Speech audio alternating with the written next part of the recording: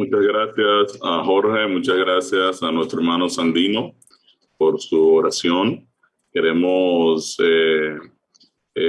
darle la bienvenida a todos los hermanos que están con nosotros. Acaba una semana más, entra un fin de semana, así que mi deseo que esta noche pues el tema que vamos abriendo nuevo en este día pues sea del interés y del agrado de cada uno de ustedes. Como siempre hacemos, bueno, el tema se titula Entrando en el reposo de Dios. Hoy estaremos hablando algunos principios fundamentales con relación a el día de reposo.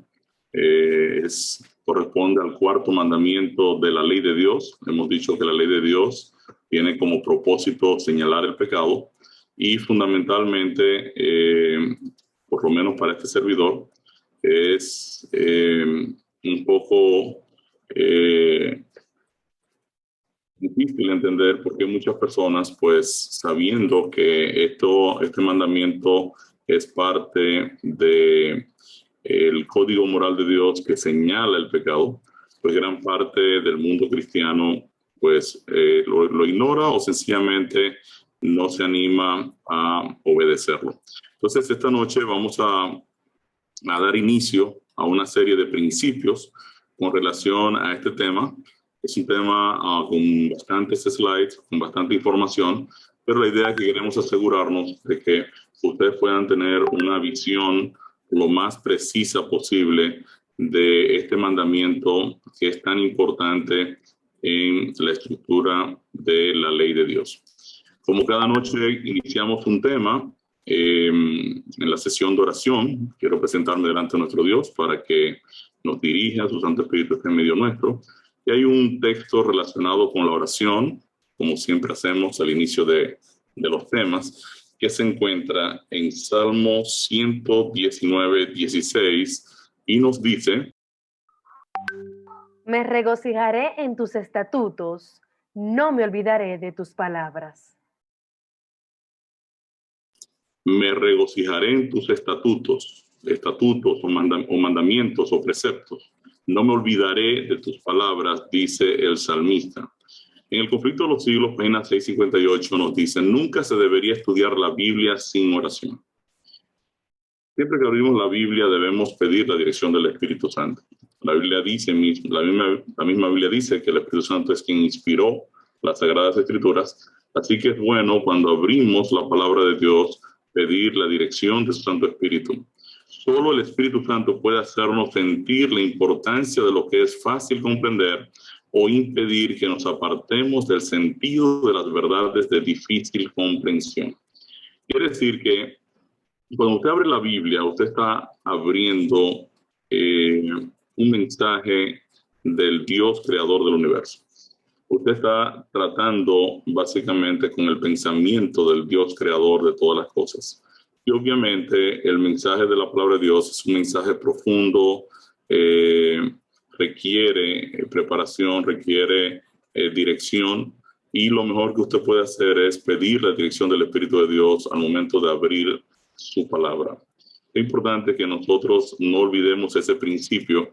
Así que cuando oremos, cuando vayamos a estudiar la Biblia, debemos orar y pedir esa unción especial del Espíritu de Dios que nos dirija, que nos guíe para nosotros poder entonces abrir la palabra de Dios.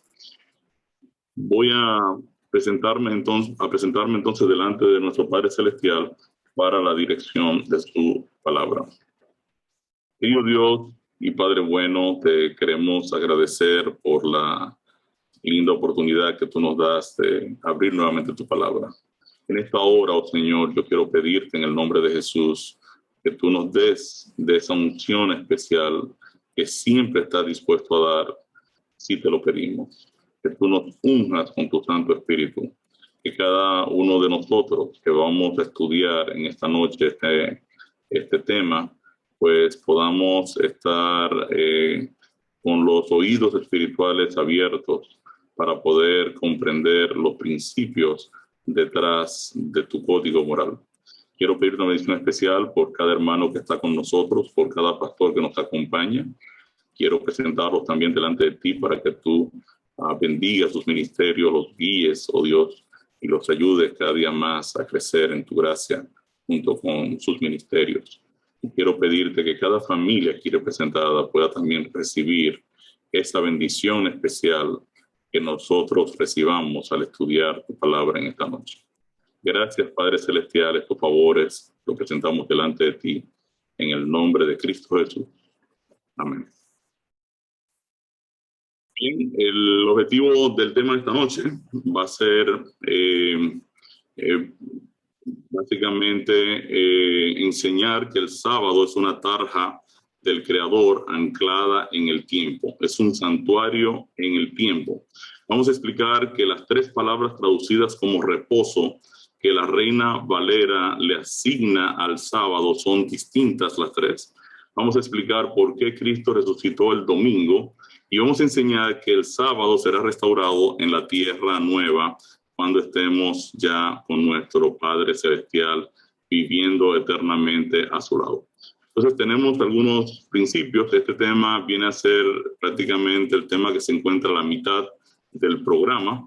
Quiere decir, nos encontramos hoy en la mitad de todo el programa y vamos a leer el versículo de memoria relacionado con el tema de esta noche, que se encuentra en Levítico 26:2.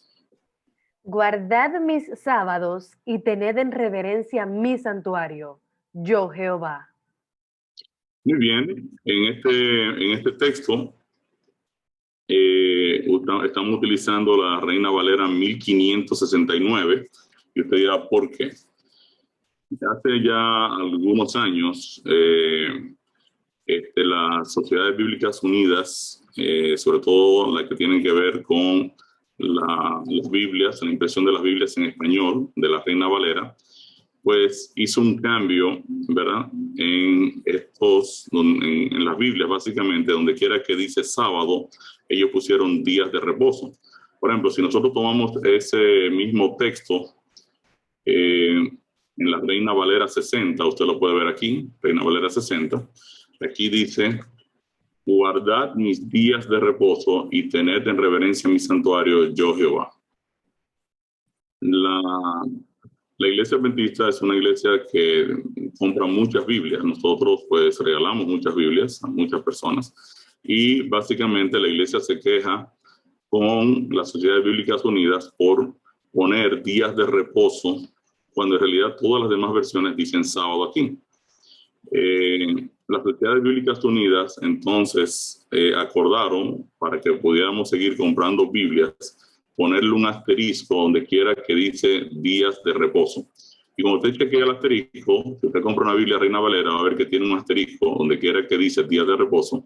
Y cuando usted clique el asterisco, le va a decir ahí, aquí equivale a sábado. Otras versiones de la Biblia, por ejemplo, si usted analiza la 1569, que es la versión original de la Reina Valera, es la primera Reina Valera que se creó en el 1569.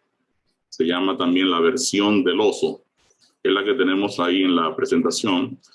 Dice: guardad mis sábados y tened en reverencia mi santuario, yo soy el Señor. Esta es la primera Reina Valera del 1569. Fíjense entonces que la versión 60 cambia de sábados a días de reposo.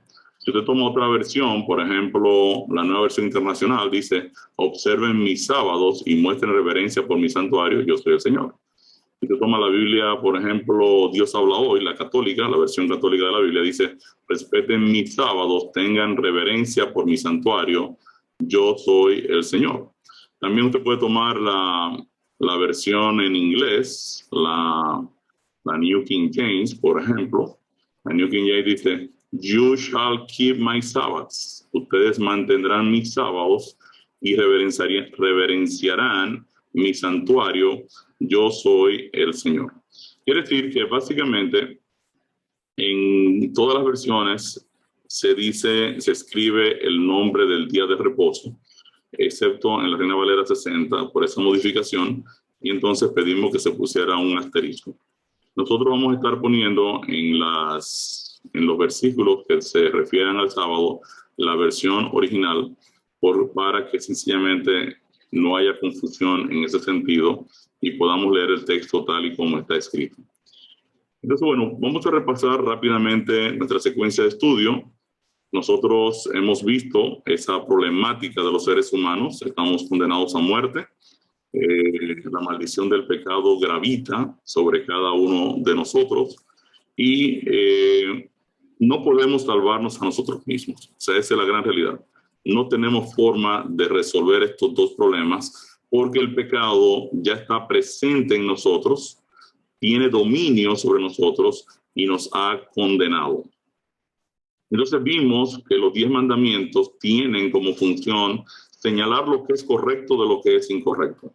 Y cuando decimos los 10 mandamientos, estamos hablando de 10, no estamos hablando ni de 9, ni de 8, ni de 7. Estamos diciendo que los 10 mandamientos de Dios, el código moral de Dios, que es una réplica de su carácter, en realidad tiene como objetivo número 1 indicar lo que es el pecado y lo que no es el pecado. También tienen como objetivo guiarnos a Cristo para ser justificados por la fe. Hace algunos años yo estaba muy preocupado porque decía por qué casi la gran mayoría del mundo cristiano, incluso hermanos muy comprometidos, de hecho del sector pentecostal, son muy promotores de la dinámica del Espíritu Santo, y dijimos que el Espíritu Santo pues es el dedo de Dios quien escribe en letras de fuego en la piedra los 10 mandamientos y quien nos va a guiar cuando Dios cambia nuestro corazón de piedra a un corazón de carne. Es el Espíritu Santo quien nos va a guiar en la obediencia a los estatutos de Dios, porque en realidad había tantas dificultades para que el mundo cristiano en general pudiera aceptar cumplir con este mandamiento. Y es un tema que nosotros lo vamos a plasmar, o lo hemos plasmado en el estudio, para retar definitivamente a cada hermano cristiano que nos escuche, sea de parte de la Iglesia Adventista o no. Queremos retarlo para profundizar en el estudio de este tema, porque definitivamente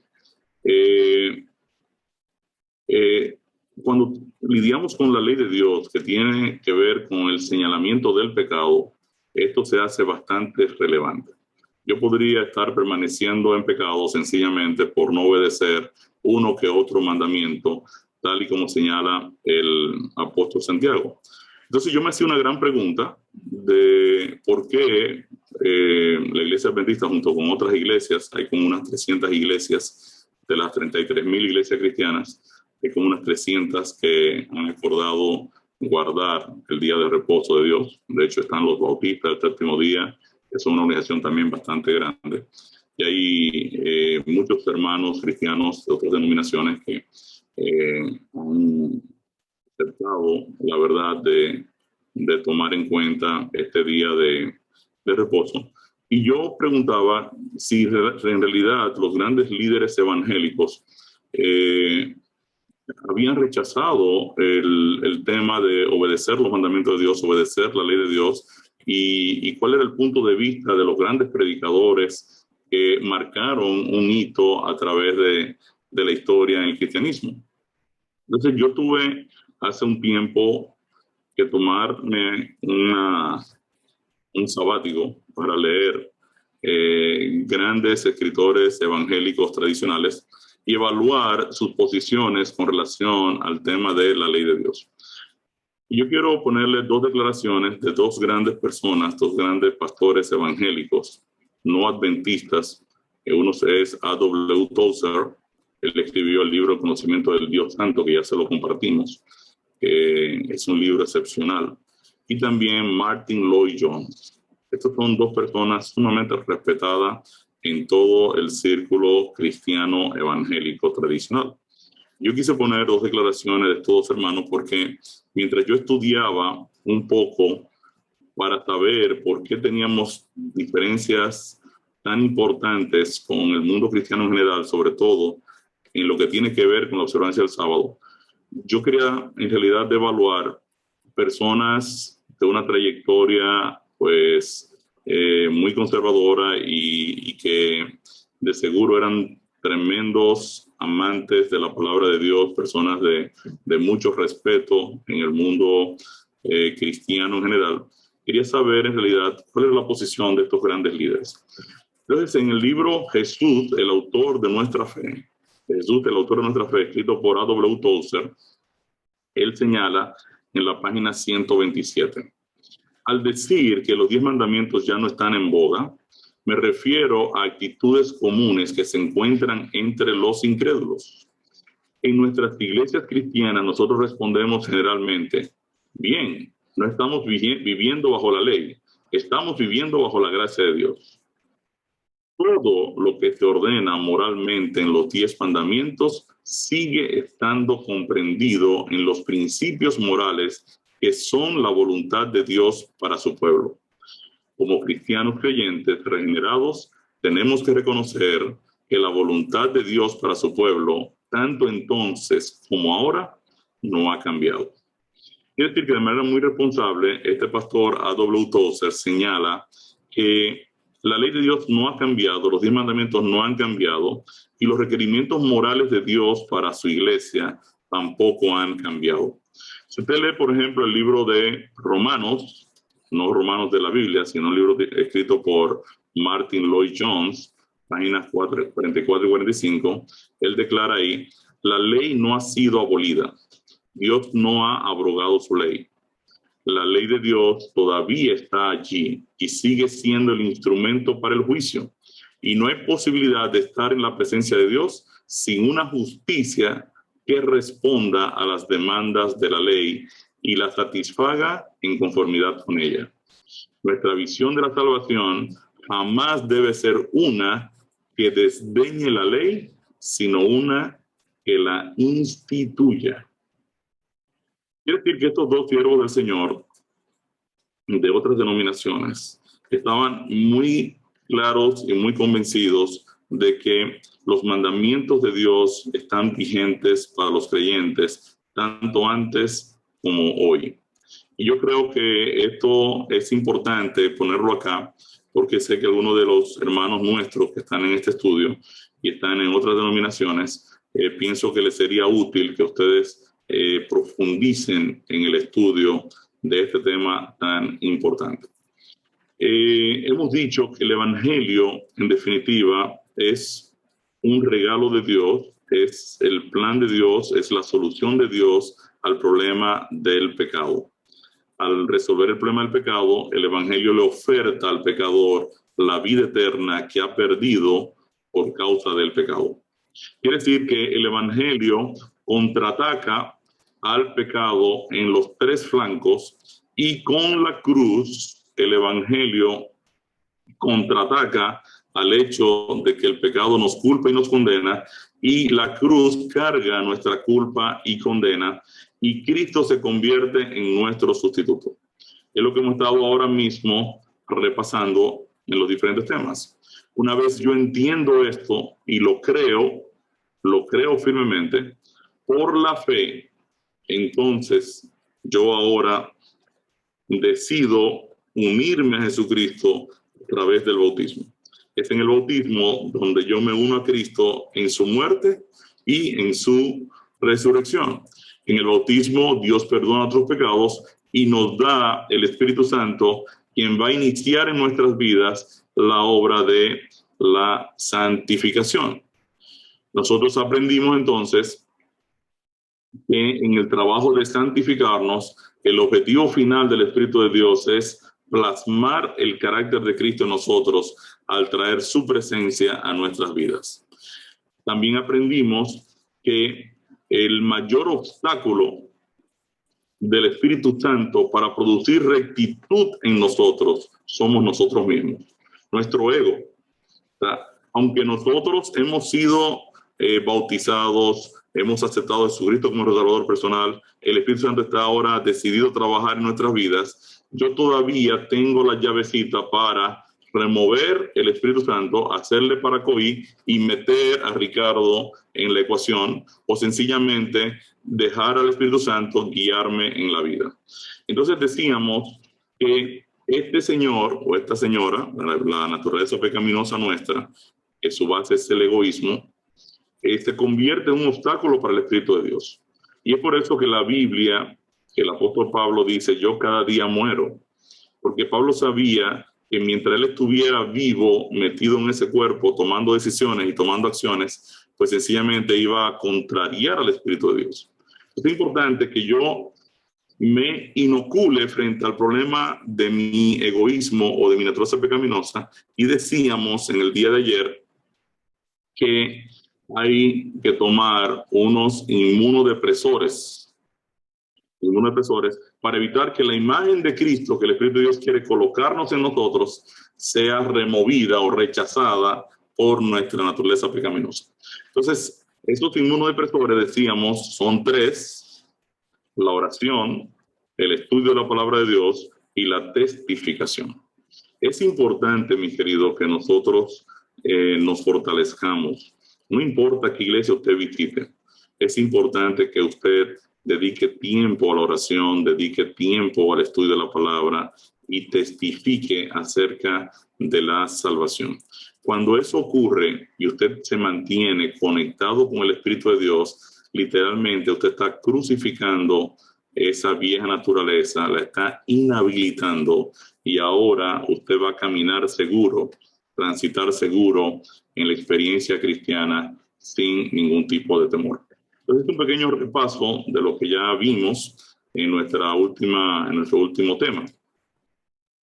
Entonces, vamos a hablar entonces el concepto del reposo. ¿Qué simboliza el reposo? ¿Qué tiene que ver el reposo en la dinámica de la salvación? ¿Y por qué es tan importante el tema del reposo de Dios?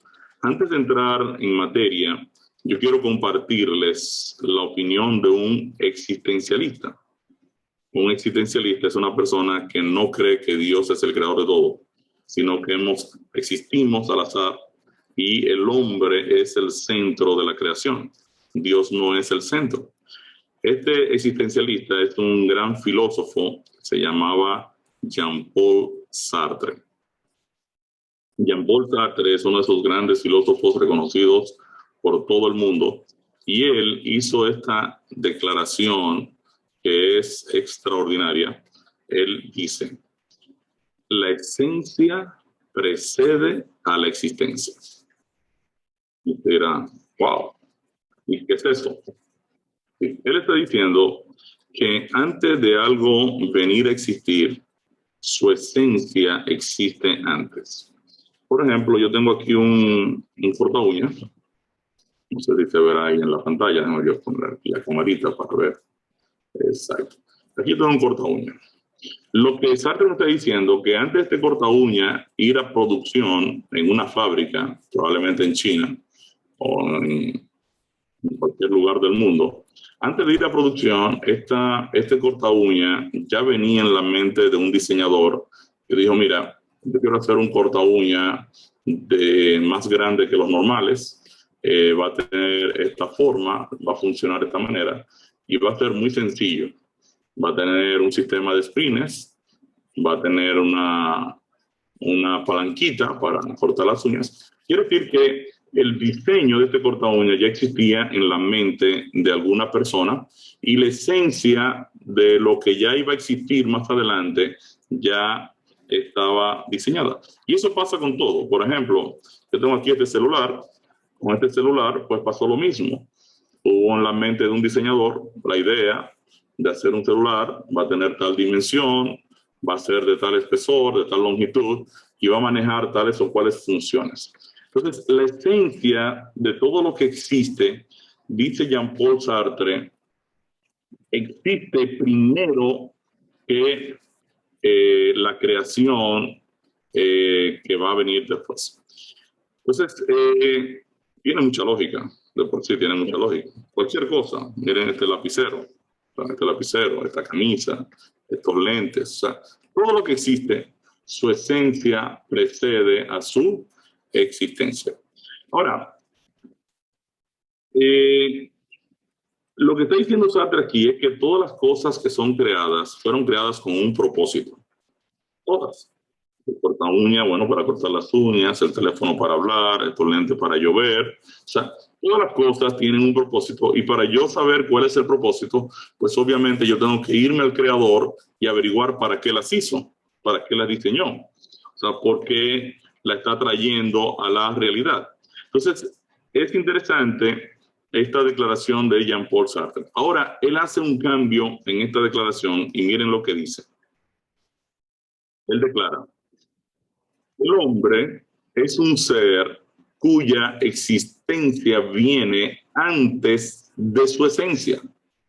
Un ser que existe antes de poder ser definido por una concepción de él. Aquí es donde la inteligencia colapsa. O sea, el hombre dice, sí, todo lo que existe, ya su esencia existía antes, excepto el hombre. O sea, en el caso del hombre, el hombre primero existe, primero es, y ahora el hombre luego que tiene una concepción o tiene la capacidad de pensar, viene y se pregunta y dice, oh, pero yo estoy vivo. ¿Y por qué yo estoy vivo? Quiere decir que según este señor, que no creía en Dios, por supuesto, no creía en un creador, él pensaba que en el caso del hombre las cosas son al revés. El hombre primero es y luego dice, ah, ¿cuál es el propósito de por qué yo estoy aquí? Y yo le decía a ustedes cuando empezamos este programa que esa es la pregunta más difícil de contestar por los seres humanos. ¿Cuál es el propósito de tu vida? ¿Quién te creó? ¿Por qué existes? ¿Por qué existes en este tiempo en la historia del universo? ¿Por qué tú estás donde estás? Es una pregunta muy interesante porque ya los filósofos estaban dándole mente a esto. Un gran matemático, René Descartes, que también era filósofo, él decía, pienso, luego existo. Dice, wow, yo pienso. Entonces, si yo pienso, definitivamente yo estoy vivo, yo existo. Ahora, Sartre sigue diciendo, y dice, ¿qué queremos decir cuando decimos que la existencia del hombre precede su esencia? Queremos decir que el hombre primero existe, se encuentra a sí mismo, surge en el mundo y ahora se define. Fíjense que el hombre entonces, según Sartre, empieza un proceso evolutivo, aparece, nadie sabe cómo, por supuesto, porque no hay un creador, y ahora él sale a buscar su esencia. ¿No le parece algo ilógico, no? Un tipo tan brillante pueda llegar a estas conclusiones. Pero sigue diciendo, el hombre no es más que lo que hace de sí mismo. Sin embargo, al final, sea lo que fuere de sí mismo, se vuelve nada. Razón por la que en y por sí mismo no tiene sentido. Y para un ser que clama por sentido, esta comprensión es insoportable. Y dirá, wow, qué declaración más profunda. No, es lo que está diciendo es, no importa qué tan grande tú seas, qué tan exitoso tú seas, no importa qué tan lejos llegues, no importa cuánto dinero hayas podido acumular en la historia de tu vida, al final te mueres y te vuelves nada.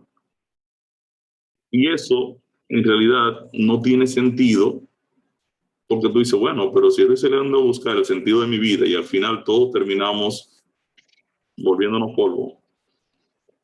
Para un ser que clama por sentido, esta comprensión es insoportable. Entonces, decía un autor cristiano, si el hombre, como lo ven los existencialistas, no es definible, es porque para empezar no es nada. No será nada hasta más tarde y entonces será lo que él haga de sí mismo. Por lo tanto, no existe la naturaleza humana porque no hay Dios para que tenga una concepción de ella. El hombre simplemente es.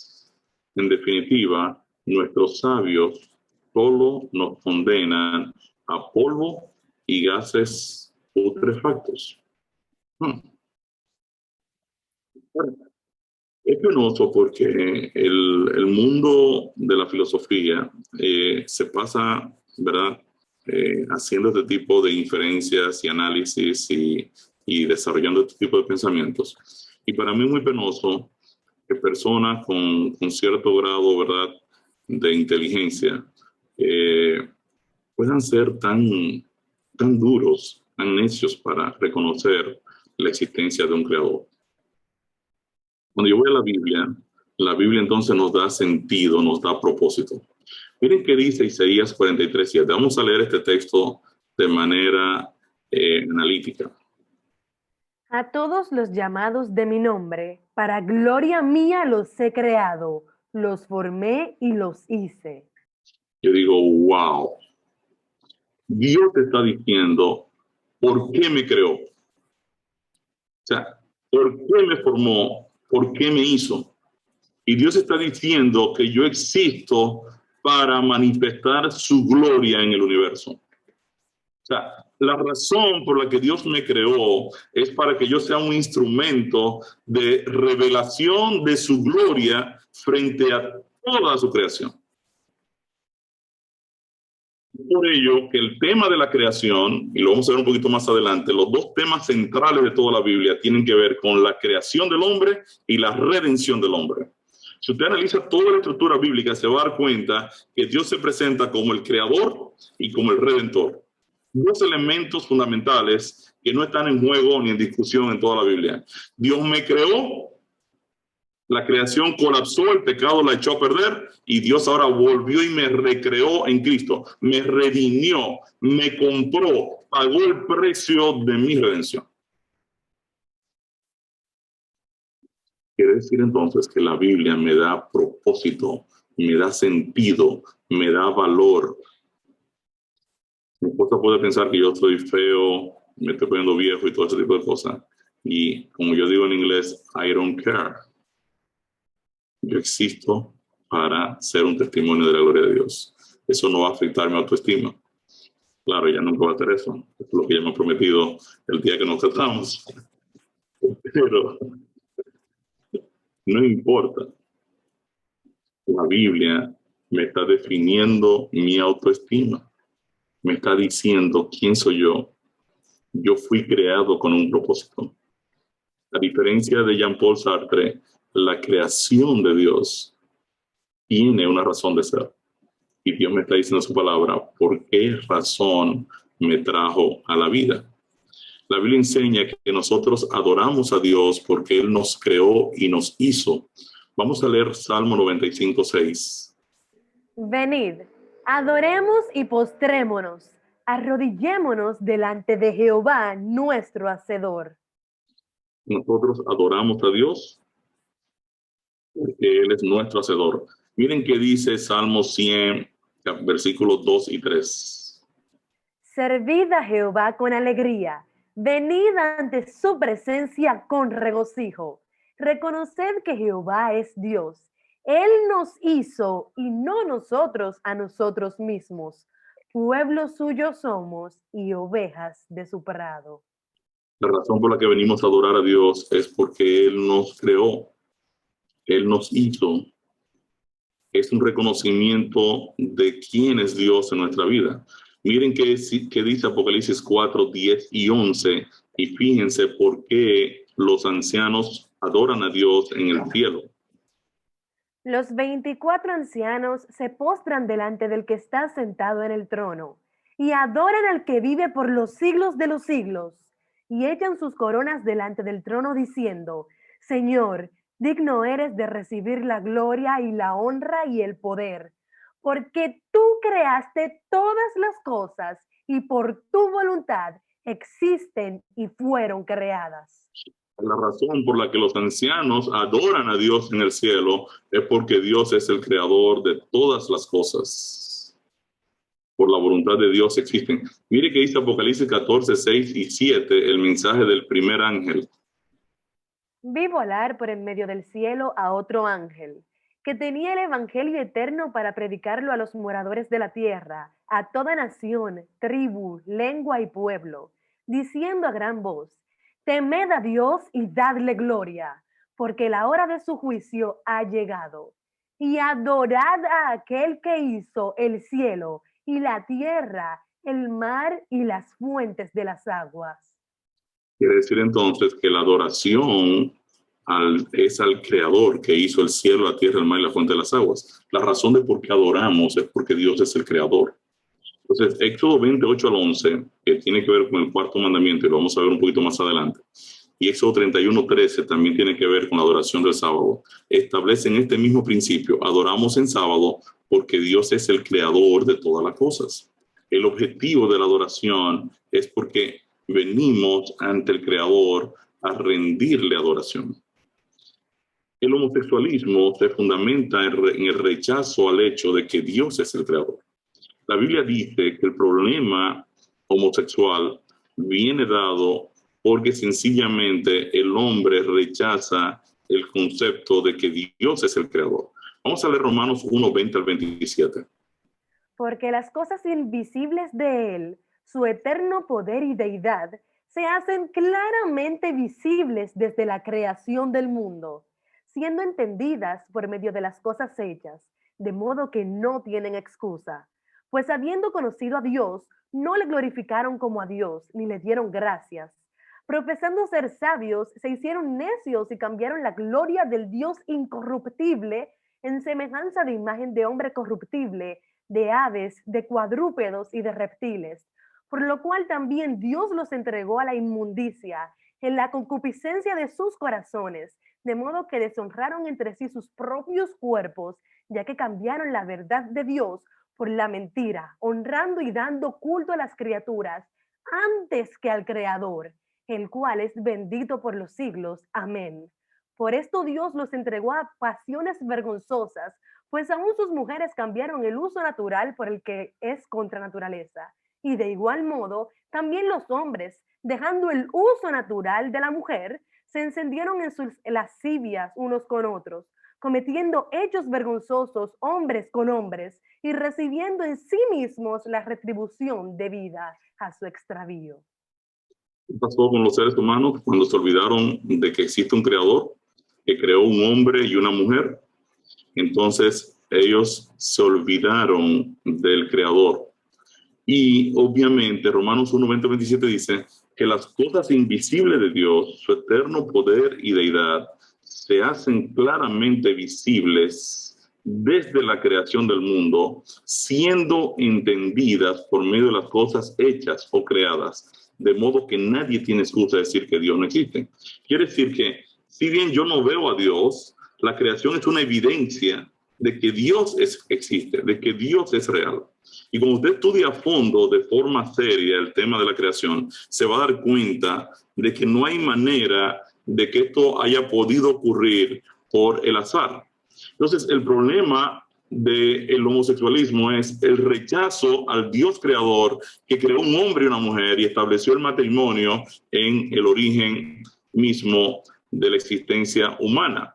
Y entonces, cuando el hombre abandona el concepto de Dios creador, la Biblia dice que Dios lo deja en banda. Y ahora los hombres empezaron a inventar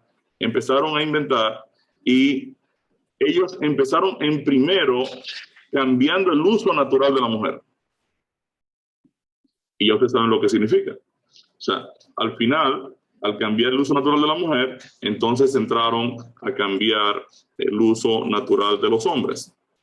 Entonces, fíjense entonces que el tema de la creación se hace altamente importante en la palabra de Dios. El cuarto mandamiento de la ley de Dios para mí es una llave. Cuando la Biblia te dice, acuérdate del sábado para consagrarlo al Señor, trabaja 6 días y haz en ello todo lo que tengas que hacer, pero el séptimo día es día de reposo consagrado al Señor tu Dios. En realidad, cuando yo voy a la ley de Dios, los 10 mandamientos hemos enseñado a la luz de las Escrituras que señalan el problema fundamental, que es el problema del pecado. O sea, los 10 mandamientos señalan el pecado. Cuando yo sencillamente me olvido de la ley de Dios, yo me estoy olvidando del pecado. Dijimos en Romanos 3:20 que en definitiva el conocimiento de la ley, por medio del conocimiento de la ley es el conocimiento del pecado. Por medio de la ley es el conocimiento del pecado. Quiere decir que Santiago 2, 10 y 11 también lo vimos, nos dice que cuando yo me hago transgresor de uno de los mandamientos, pues transgredo los 10. Entonces, cuando una persona rechaza el sábado, en realidad rechaza la ley de Dios totalmente y nunca llega a entender el evangelio. Porque si yo descarto los 10 mandamientos y no entiendo cuál es su propósito, que es señalar el pecado, mostrarme que soy un pecador y mostrarme la necesidad que tengo de venir a Cristo, entonces obviamente yo tengo un problema. Yo nunca voy a poder comprender el evangelio. Y esto es bien importante que nosotros entonces lo comprendamos. Proverbio 28:4, miren qué dice. Los que dejan la ley alaban a los impíos, mas los que la guardan contenderán con ellos. Los que dejan la ley alaban a los impíos. Quiere decir que la Biblia compara a una persona que abandona la ley de Dios con un impío. Con un impío. También cuando yo abandono la ley de Dios, no logro entender quién es el anticristo. O sea, la ley de Dios, dice la Biblia, que es atacada directamente por el anticristo, quien la echa por tierra. Vamos a leer Daniel 7, 24 y 25. Y los 10 cuernos significan que de aquel reino se levantarán 10 reyes, y tras ellos se levantará otro, el cual será diferente de los primeros, y a 3 reyes derribará, y hablará palabras contra el Altísimo, y a los santos del Altísimo quebrantará, y pensará en cambiar los tiempos y la ley, y serán entregados en su mano hasta tiempo y tiempos y medio tiempo. Quiere decir que Daniel ya ha profetizado que de la cuarta bestia que representa Roma, se iba a levantar un reino que iba, en primer lugar, a ponerse en contra del Altísimo. Y al mismo tiempo pensaría en cambiar los tiempos proféticos y alterar la ley de Dios. Quiere decir entonces que ya Daniel había profetizado que luego de que Roma, su imperio, decayera, iba a haber un poder político religioso que iba a atacar las posiciones de la salvación e iba a modificar la ley de Dios. En otras palabras, Daniel está diciendo que el cambio a los mandamientos de Dios iba a ocurrir después de la caída del Imperio Romano. Quiere decir que iba a ocurrir después de ser escrito el canon. El canon bíblico termina de cerrarse en el año 100 después de Cristo y Roma viene cayendo en el año 376 después de Cristo. Quiere decir, obviamente, que cuando se cierra el canon, todavía no se ha cambiado la ley de Dios. Se cambia la ley de Dios, de acuerdo a Daniel, después, cuando surja este poder político religioso que va a atacar directamente la posición de Dios y va a atacar también la ley de Dios. Y es obvio que si ataca a Dios, ataca a su ley. Y si ataca la ley, ataca a Dios. Porque hemos dicho, hemos visto a la luz de la Escritura, que la ley de Dios es una réplica de su carácter. Entonces, cuando una persona rechaza el sábado, rechaza la ley de Dios y nunca llega a identificar al anticristo, no logra entender la profecía. Por eso es que la gran mayoría del mundo cristiano está esperando un anticristo que se levanta al final del tiempo, cuando la Biblia me muestra que el anticristo está levantado desde la caída de Roma y todavía está vigente hasta esta fecha y tiene nombre y apellido. Quiere decir que en realidad cuando yo descarto la ley de Dios es muy difícil, es imposible que me pueda conectar con la profecía bíblica. Ahora, vamos a analizar esta historia que se encuentra en Números 15 y yo quiero que ustedes escuchen esta historia. Estando los hijos de Israel en el desierto, hallaron a un hombre que recogía leña en sábado. Y los que le hallaron recogiendo leña, lo trajeron a Moisés y a Aarón y a toda la congregación.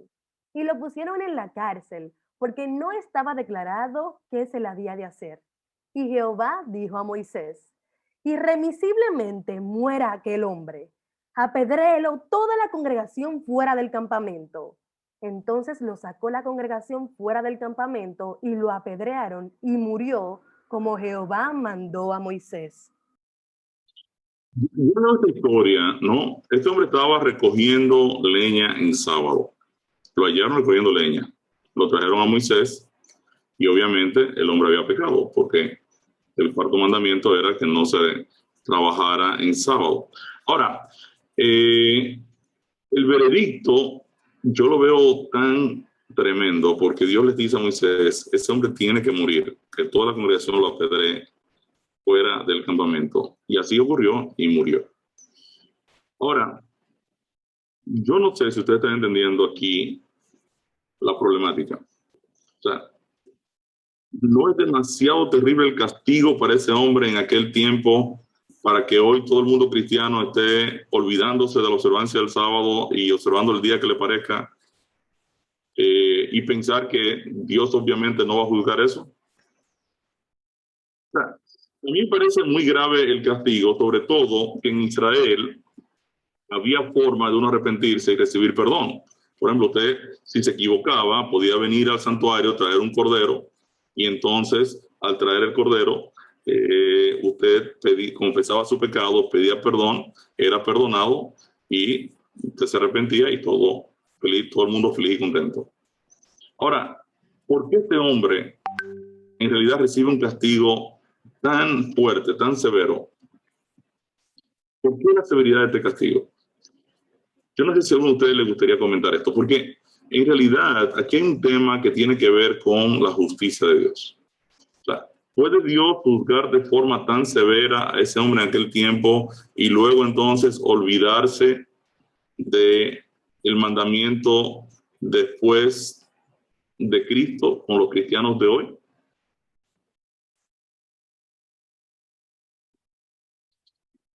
Usted lee los textos anteriores a números 15, 32 al 36. Vamos a leer los textos 30 y 31, los dos anteriores. Miren qué dice miren qué dice estos textos para que ustedes vean por qué la severidad del castigo.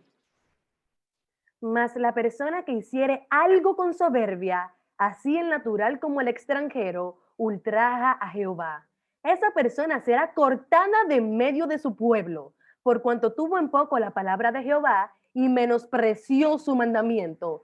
Enteramente será cortada esa persona, su iniquidad caerá sobre ella. Entonces, ahora sí me hace sentido. Porque viene la historia de un hombre que viene a hacer algo de manera arrogante, de manera soberbia. Dice, sí, Dios dijo eso, pero a mí no me importa, yo lo voy a hacer. Sí, yo sé que el mandamiento dice eso, pero I don't care, no me importa, yo voy para adelante. Entonces, fíjense entonces que cuando la soberbia es el motor detrás de la persona que es parte de Israel, o sea, ese tipo es parte del pueblo de Israel, es parte de los hijos de Israel, es parte del pueblo de Dios. Ahora, el tipo actúa con una soberbia impresionante. Y Dios dice que muera. Es una lección para nosotros hoy. Cuando nosotros vamos a estudiar la palabra de Dios, nosotros sabemos que el juicio de Dios va a venir al final del tiempo. Eso vamos a ver un poquito más adelante cuando estudiemos los elementos del juicio. Y es un tema bastante importante y con bastante contenido. Cómo se van a juzgar los seres humanos. Pero en esencia, cuando nosotros vamos a este tema, nos damos cuenta que el elemento que está en juego aquí es la justicia de Dios. ¿Puede Dios ser severo con una persona y no severo con otra? ¿O puede ser Dios liberal con uno y severo con el otro? O sea, en realidad Dios mantiene su mismo estilo. Dios es inmutable, no cambia y funciona de la misma manera tanto allá como acá. Voy a leer Éxodo 28 al 11. De acuerdo con la ley moral, ¿a quién pertenece el sábado? Te acordarás del día del reposo para santificarlo. 6 días obrarás y harás toda tu obra, mas el séptimo día será sábado al Señor tu Dios. No hagas en él obra alguna, tú, ni tu hijo, ni tu hija, ni tu siervo, ni tu criada, ni tu bestia, ni tu extranjero que está dentro de tus puertas, porque en 6 días hizo el Señor los cielos y la tierra, el mar y todas las cosas que en ellos hay, y reposó en el séptimo día. Por tanto, el Señor bendijo el día del sábado y lo santificó. Un error bastante común es pensar que el sábado es un día de reposo de los seres humanos. La Biblia no dice eso. El texto dice, más el séptimo día será sábado de Jehová tu Dios. Es reposo para Jehová tu Dios. Quiere decir que quien reposa el sábado no es el ser humano, quien reposa el sábado es Dios. Entonces Dios está descansando ese día, nos invita a nosotros a entrar en su reposo. Eso es lo que dice el texto. Por ejemplo, nosotros encontramos a lo largo de la Biblia, tanto en el Antiguo Testamento como en el Nuevo, que el sábado pertenece a Dios, no al hombre, ni siquiera a los judíos. Vamos a ver Éxodo 31:13 para que ustedes vean a quién pertenece el sábado. Y tú hablarás a los hijos de Israel diciendo, con todo eso vosotros guardaréis mis sábados, porque es señal entre mí y vosotros por vuestras edades, para que sepáis que yo soy el Señor que os santifico. Excelente. Usted va a guardar mis sábados, son míos, no son de ustedes, son mis reposos.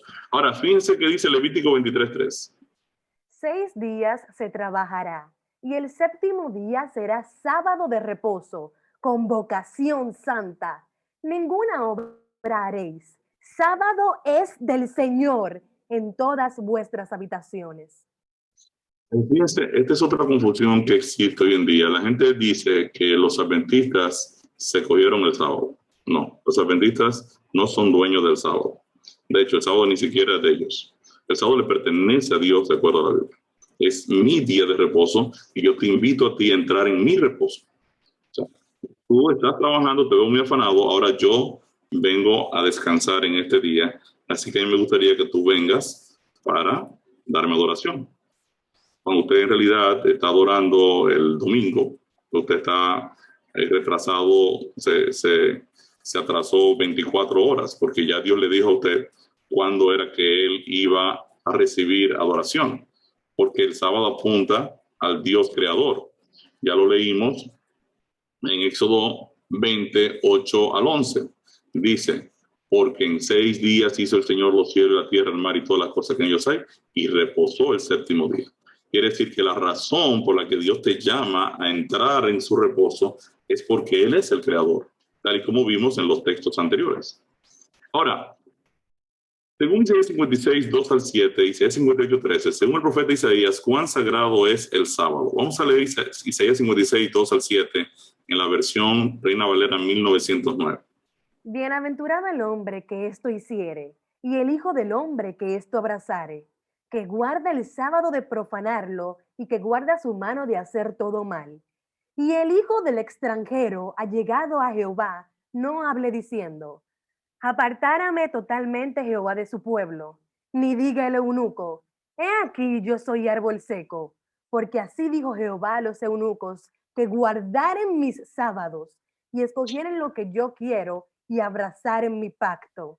Yo les daré lugar en mi casa y dentro de mis muros, y nombre mejor que el de hijos e hijas. Nombre perpetuo les daré que nunca perecerá.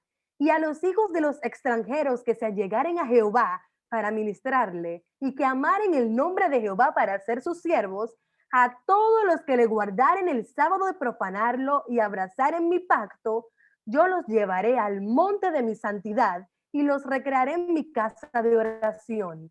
Sus holocaustos y sus sacrificios serán aceptos sobre mi altar, porque mi casa, casa de oración, será llamada de todos los pueblos.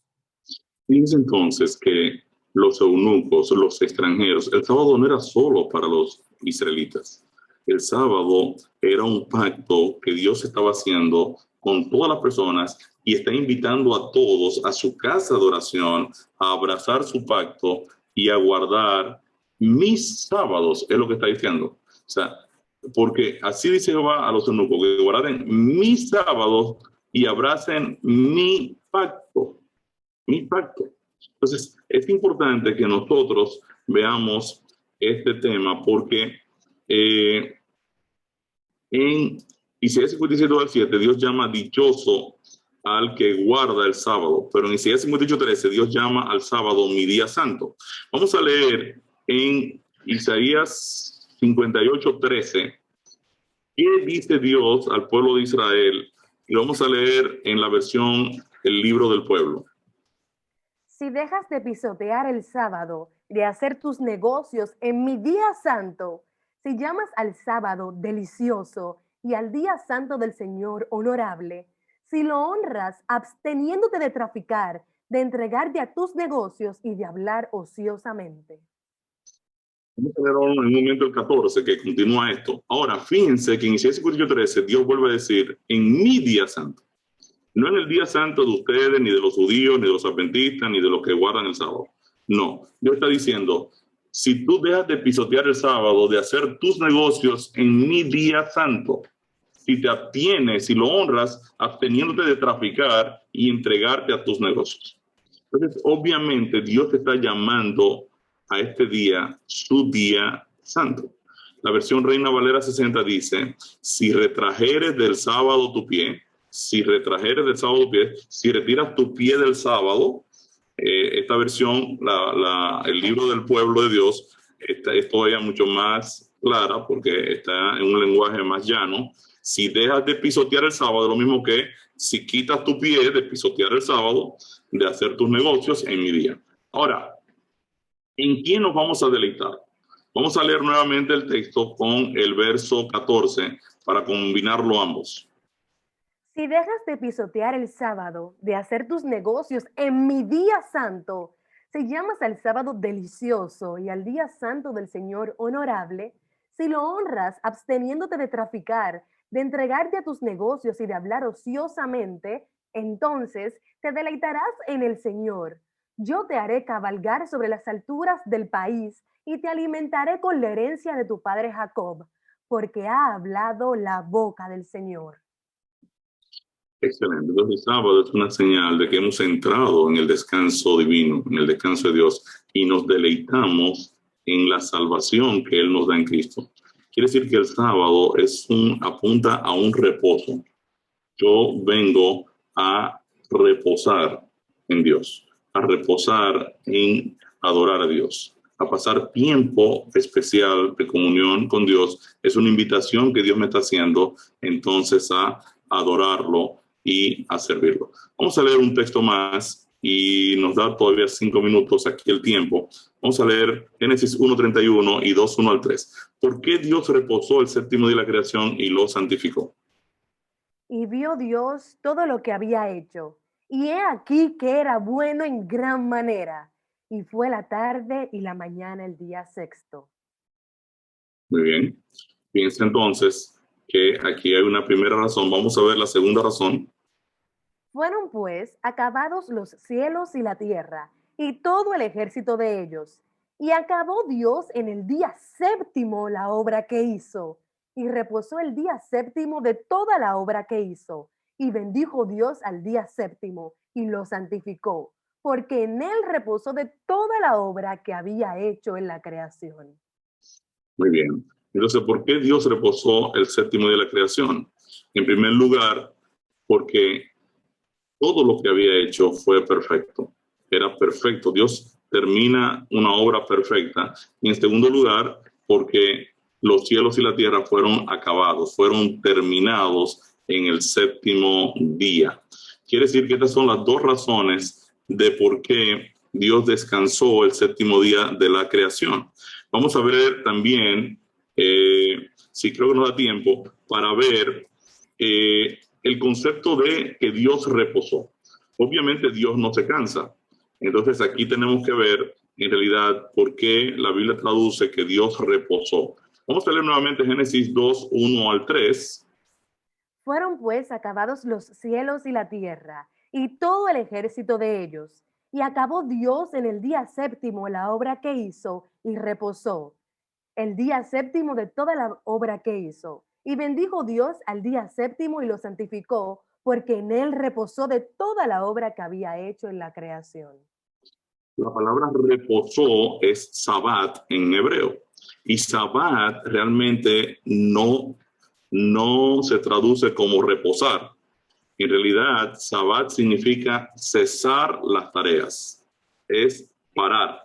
Es detener el trabajo que estamos haciendo.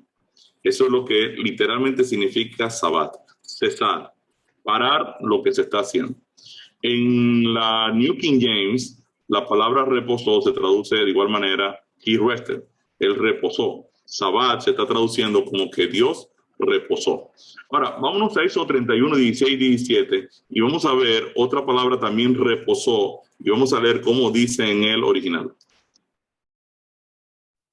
Guardarán pues el sábado los hijos de Israel, haciendo sábado por sus edades, por pacto perpetuo, señales para siempre entre mí y los hijos de Israel, porque en 6 días hizo el Señor los cielos y la tierra, y en el 7º día cesó y reposó. Fíjense que aquí en estos 31 cesó, en el original dice Sabbat, fíjense que realmente aquí está bien traducido, aunque Reina Valera traduce Sabbat en el texto anterior, en Génesis 2, 1 al 3, lo traduce como reposó, aquí lo traduce correctamente como cesó. Y reposó. Ahora, reposó es nafash. Y nafash, ya sabemos lo que significa Sabbat, que es cesar, pero nafash viene de nefesh, significa respirar, es como suspirar. O sea, Dios paró la obra, de acuerdo a Éxodo 31, terminó, paró y suspiró. Como dice, terminé. Es como cuando las damas, las esposas, limpian la casa y dicen, hoy vamos a limpiar. La agarran y suapean y barren y recogen y todo. Y ya a las 6 de la tarde, que ya todo está brilloso, impecable, y ella se sienta en un sofá y dice, terminé. Ese es el sentido en realidad del texto. Obviamente que Dios no se cansa. Pero Éxodo 31 dice, cesó y reposó. Fíjense que la New King James hace algo muy interesante. La New King James está todavía más precisa con el original, porque Reina Valera traduce Sabbat como rested, como reposó. La New King James mantiene rested, pero aquí en Nafash no pone reposó, sino pone, miren cómo lo pone, se refrescó. Dios suspiró, fue refrescado, fue suspirado. O sea, he rested, ahí coincide con rested allá arriba en Génesis, porque así dice la New King James, he rested, en ambos casos, él reposó, quiere decir que la New King James está traduciendo de igual manera la palabra Sabbat, aunque la Reina Valera dice en un sitio reposó, en otro sitio dice cesó. Ahora, en Éxodo 20, en el mandamiento, también aparece la palabra reposó. Pero aquí, vamos a leer el texto. Te acordarás del día del reposo para santificarlo.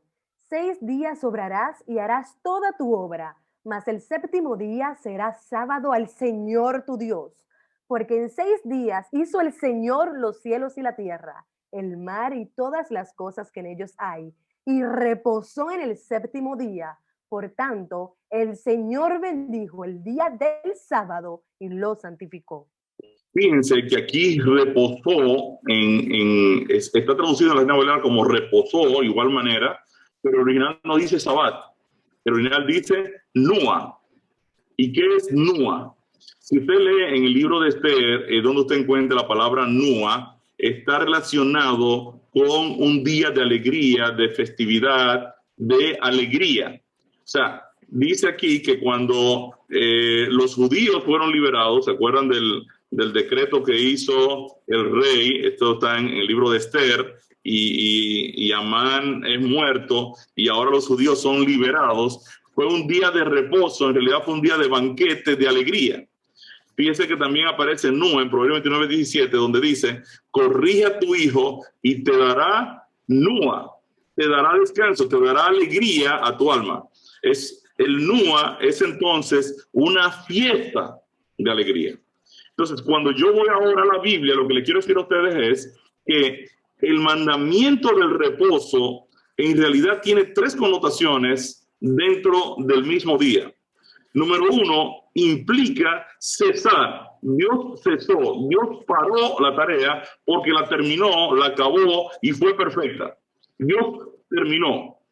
También Dios se refrescó y dijo, qué bueno, terminamos, nos quedó bien. Pero ahora Dios hace algo extraordinario. De acuerdo al mandamiento, la Biblia dice que Dios ahora celebró la creación. Y para mí eso es extraordinario. Dios está haciendo una fiesta de celebración el séptimo día para celebrar su creación. Y es por eso que vamos a ver el lunes cómo Dios ancla esta celebración, este cumpleaños semanal, lo ancla en el tiempo para que el hombre no olvide quién es el creador. Así que la semana que viene vamos a seguir viendo este tema y vamos a ir profundizando un poquito más en estos detalles.